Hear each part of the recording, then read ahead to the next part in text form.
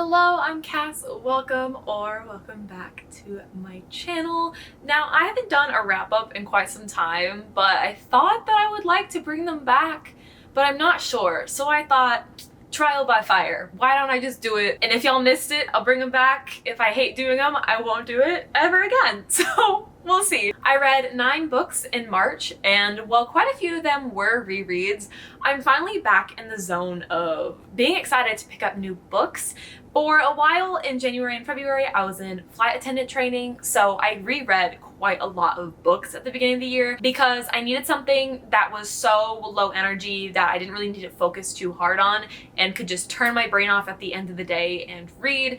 And I don't want to do that to new books. I want to actually have my brain turned on and enjoy them. That is why I've been doing a lot of rereading this year. However, like I said, I'm finally back in the groove of just being excited to pick up some new books and stop my excessive amounts of rereading. That's not to say that most of my books this month weren't rereads. 6 out of the 9 that I read definitely are rereads, but I thought I would still talk about them, talk about the new reads that I read, and that's about it. I think I've vlogged about nearly every book that I read this month. So if you want some more detailed analysis on these books, I have vlogs that go into depth. But without further ado, let's go ahead and get started with the first one, which is Jade City by Fonda Lee. I gave this book a high 3, low 4, so kind of a 3.75. I'm honestly not too set in that rating because I have just been really struggling with rating books lately because I understand that this writing and this world is quite good, but I went into this book with different expectations and therefore I didn't enjoy it as much as I think I could have, even though I know it's a good story and I know it's good writing, if that makes any sense. Honestly, it's probably a 3 for me, but 3.75 because I know it has potential. So I've got to reevaluate my star rating systems because they're a little messed up, so take this with a grain of salt. This book takes place in the city of Janloon, and there are 2 rival clans that kind of run this Jade City. Jade are these gems who give a certain group of people the ability of superhuman powers. Essentially, it makes them stronger and able to perceive different things, and they have different magical abilities that come with wielding Jade. And there's a trio of leaders within each clan. There is the Pillar, the Horde, and the Weatherman. Our book starts off following Lan as he is the Pillar. He is leading this clan and they're on the brink of a clan war due to some disagreements with the opposing clan over the use of SN1, I believe it's called, which is a drug that allows people that typically cannot wield Jade to be able to have the ability to wield Jade.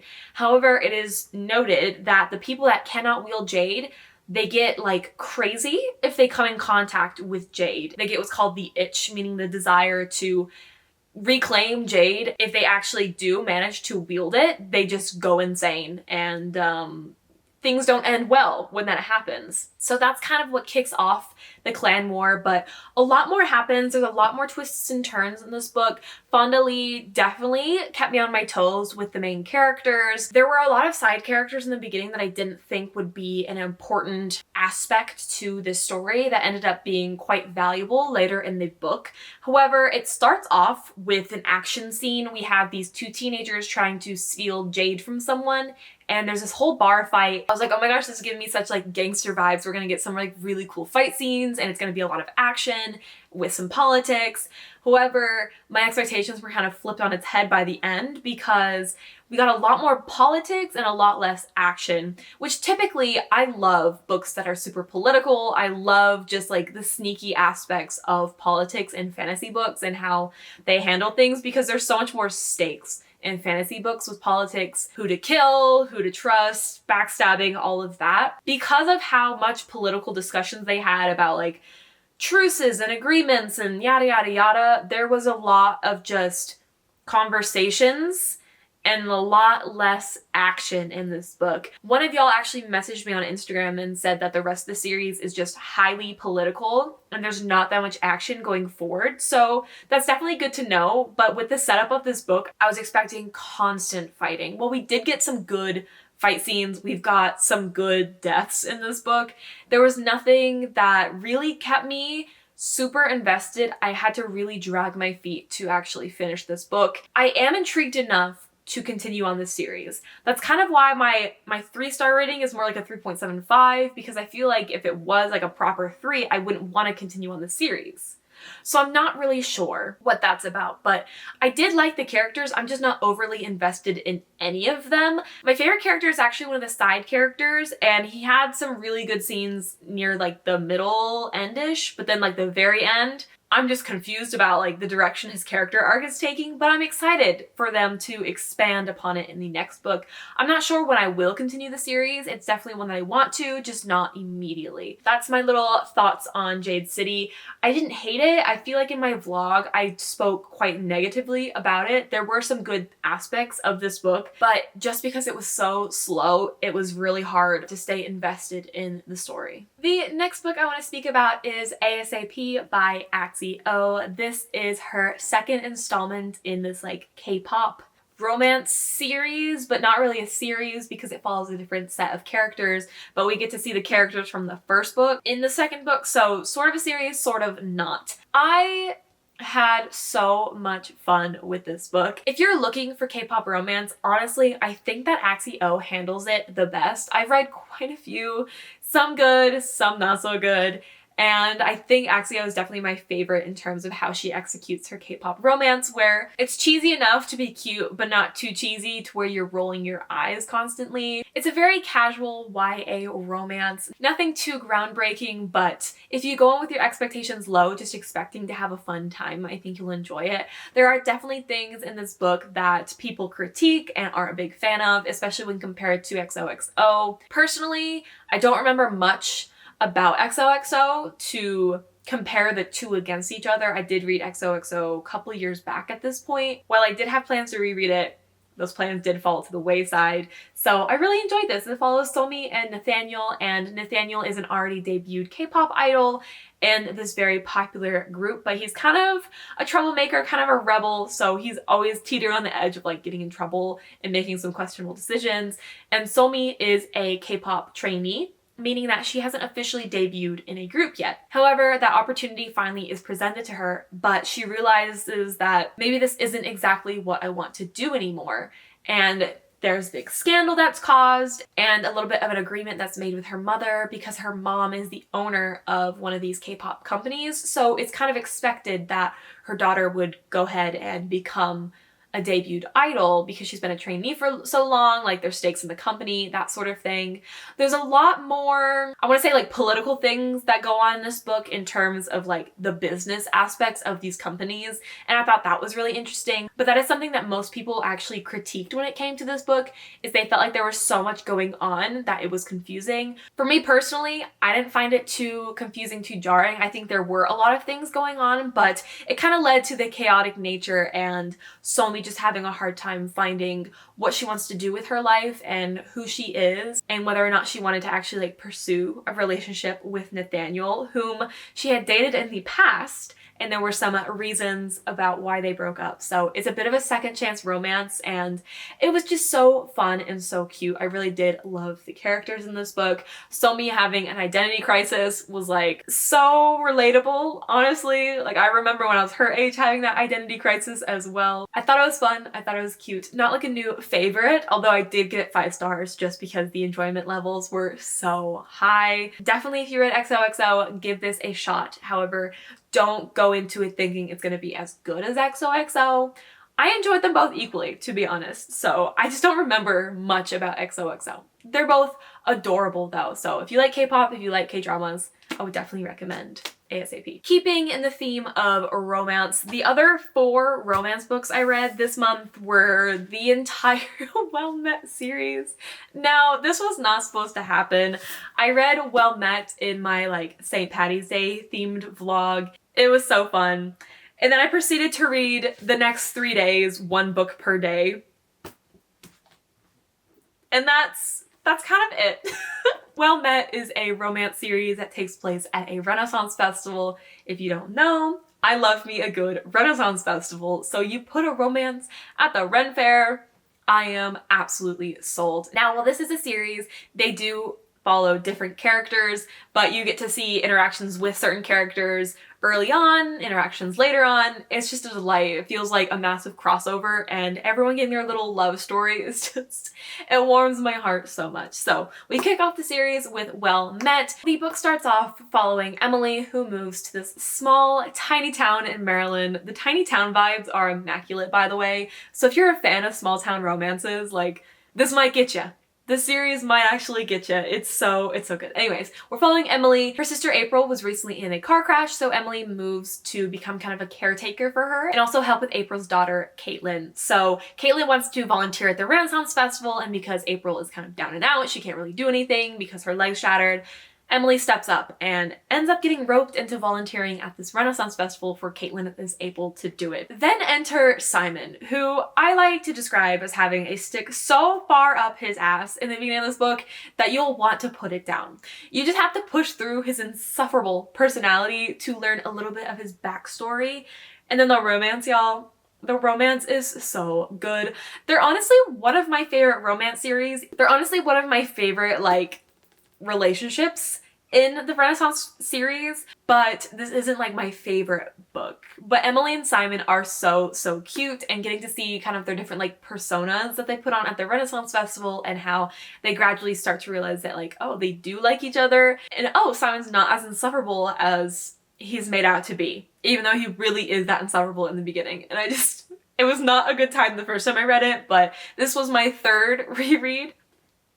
We don't have to talk about it. And it's honestly one of my favorite like comfort romance series. If I just want like a cute, fun, quick read, I pick up on that.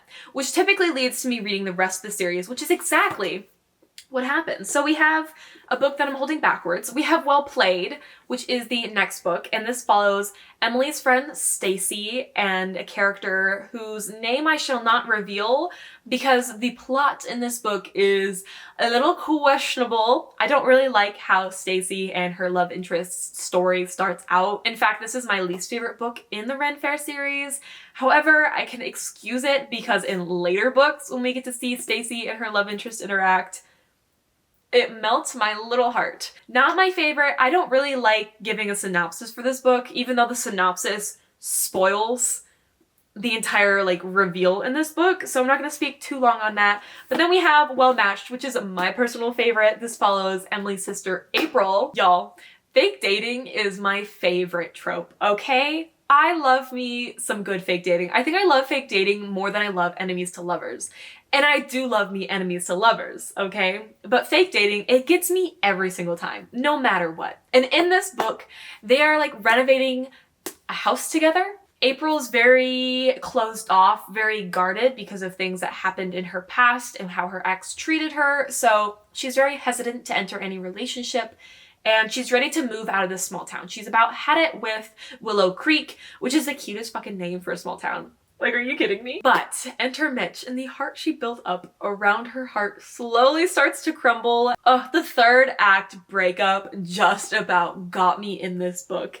Also, she sends her kid off to college in this book, and the way I cry every time at the end of this book, because seeing like a mother's perspective of sending her only daughter off to college just gets me, because it makes me think of when I left for college. And I'm not an only child, but I know my mom was 100% crying. And I know when I moved to Florida and she left, she was 100% crying.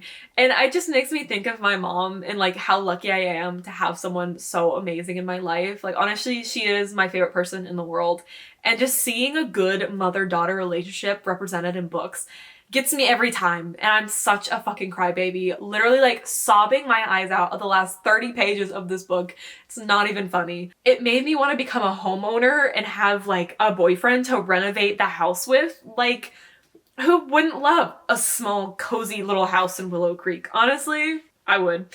Well Traveled is the last book in the series that is out so far. I don't know if Jen DeLuca is writing more of these Ren Fair romance books, but I want more so bad. In this book, we're following Mitch's cousin Lulu and this character named Dex, and Dex is kind of a player, kind of sleeps around quite a lot, but then he gets to know Lulu and just likes hanging out and spending time with her, and he's like, whoa, this is kind of nice. And it's just so cute. This is my second favorite book in the series. We have so many more scenes at the Ren Fair in this book compared to Well Matched. And it's just so good because they're traveling with a group that travels to like Ren Fair to Ren Fair. And so getting to see that lifestyle just, it seems so fun, y'all. If I could run away with a Ren Fair like Lulu does in this book, I think I'd be better off, honestly. 5 stars for each of them, other than maybe Well Played. But like, the more I read Well Played, the less I dislike it because I know it's coming. But it's still like not my favorite. But I definitely enjoyed my reread, 100%. And hopefully I convinced some of y'all to pick this up too. Join me in my love for the Well Met series. As much as I love the Ren Fair romance series by Jen DeLuca, I love Ranger's Apprentice even more. Ranger's Apprentice is my all-time favorite series. I'm doing a series-wide reread for, I don't even know how many times I've reread this series. Quite frankly, I've lost count. But this is the 5th book, The Sorcerer of the North. I'm not going to speak too long on this book because it's the 5th book in the series that I've talked about so much on this channel. But we get to follow Will as he is finally a fully fledged silver oak leaf bearing ranger. And he gets to set out on his own and use everything that, sorry, I'm looking at this cover and I know it's supposed to be like the dramatic lighting, but he literally looks like he's part of the Blue Man Group. And it's kind of funny. But reading this book kind of came at a perfect time because I just moved across the country to embark on a new career that I've never done before. And it's intimidating to be on your own and know that people are counting on you and trusting you to like do your job. It kind of paralleled my life, which it's kind of crazy how each of these books slowly reflect my life the more that I read them. I've been reading these books literally since I was a kid, and it's funny how in the past I used to relate to Will, our main characters, in books 1 through 4 when he's still training with Halt and he's younger. He's like 16, 15, 16 when the series starts out. But now he's like 21, 22 in this book and setting out on his own, and I'm like, oh my god, that's me. That's literally me right now. It's just an adventure, like historical fiction. It's just so good. The characters in this book, top tier. The dialogue is so good. I love this series so, so much, and I really did enjoy my time rereading the 5th book. Another book that I enjoyed so, so much was Yumi and the Nightmare Painter. It was so nice to have another Brandon Sanderson book to pick up, and this edition, literally stunning. The artwork in this book is now my computer wallpaper, my laptop wallpaper, and my iPad wallpaper, okay? I bought my iPad back in 2021 and I never changed the wallpaper. But the second I finished this book, I was like, so what if I change it to be Yumi themed? And I did, because I love the artwork in this, like, I need more art from this artist. I am in love, okay? This is me in love with the artist who illustrated this book. This is the Dragonsteel edition, by the way, so it's bought off of Brandon Sanderson's website. I think it's his website? I don't know. I digress. Yumi and the Nightmare Painter. I was a little bit hesitant about this book because it started off a little bit slow. We're following Yumi, who is this spirit caller on her world. So she moves from town to town and she summons these spirits who then turn into something for the townspeople. And that is her job. That is her life. She has no life outside of her own. Like, she doesn't do anything herself. She has like a caretaker and servants and everything that do like everything for her, like bathe her, feed her. Like, she's not independent in the slightest. And then we have Nikaru, who in his world is a nightmare painter. And it seems like a freaking terrifying job, so kudos to him. In his world, he lives in the city and it's surrounded by like a shroud of darkness.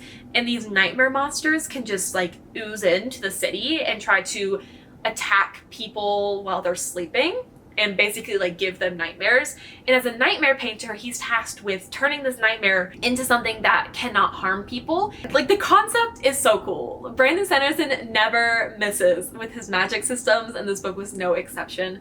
I will say though, compared to his other works, this book is very, very different. It very much feels more slice of life for about 75% of this book. The action is barely there. It very much is just about Yumi and Nakaru and their relationship and how it grows and how Yumi gets more confident just standing up for herself and living for herself and not living for others like she has always been. And then Nakaru was having a little bit more of a life crisis, not knowing that if nightmare painting is what he wanted to do day in and day out for the rest of his life. And seeing Nakaru slowly get to realize that his work does have purpose and that his life does have purpose, and the relationship that he grows with Yumi. It's such a slow burn type of book, and I really enjoyed this. It's not necessarily a romance book, but it's definitely the most romance-driven book that Brandon Sanderson has written.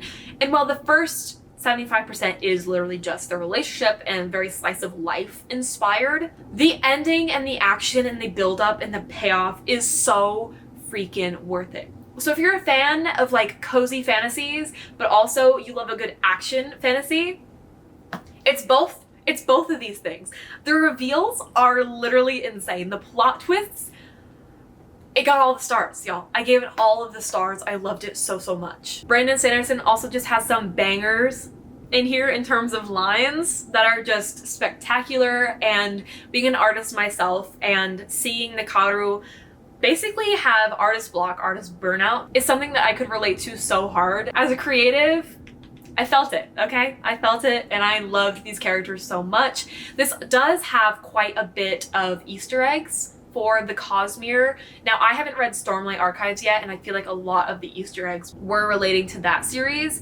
However, I still think this is a fun book that can stand on its own, even if you don't understand all the Cosmere references. I'm sure it'd be nice to pick up like the Easter eggs and understand them, but I don't think that it should stop you from picking this up at any point. I know a lot of people get wrapped up in what perfect order to read the Cosmere is, and I don't think it's like the perfect place to start if you want to dive into the Cosmere per se. For me, Warbreaker, Trust of the Emerald Sea, those books, solid. But even Trust of the Emerald Sea, I think could stand on its own. Both Yumi and Tress are secret projects that are standalone novels. I almost wish that they weren't because of how much I loved the series, but how this book wraps up is so satisfying that I can't even complain that this is all I get. I will absolutely be rereading this book. It is spectacular, and I cannot wait to actually spot the foreshadowing because, like I said, the reveals are absolutely incredible. And the last book I wanted to speak about is A Reaper at the Gates by Sabaa Tahir. This was Katie and I's Wyverns and Words book club pick for March. We have a whole spoiler-filled discussion over on her channel if you really want a more deep dive into spoilers and our in-depth thoughts. But to sum it up briefly, because this is actually a reread, even though I remembered literally nothing that happened until I reread it, it was okay, but it was boring because of how repetitive it felt. Not that the plot was repeating, but the way these characters could not catch a break. Not a single break was given in this book. I'm like, where is the hope? Where is the hope in this book? These characters are just, it's such a depressing book to read because at every turn these characters' plans are being thwarted, they're being killed, they're not able to actually fulfill their plans. It's just constant. It's a constant beatdown for these characters. And while it's nice that a YA book is willing to put these characters through this pain and suffering, it'd be nice if they had a few victories here and there to just like mix it up. I could say the same thing if this book was repetitive in the way that these characters' plans were falling into place perfectly and they were all surviving and everything was going their way.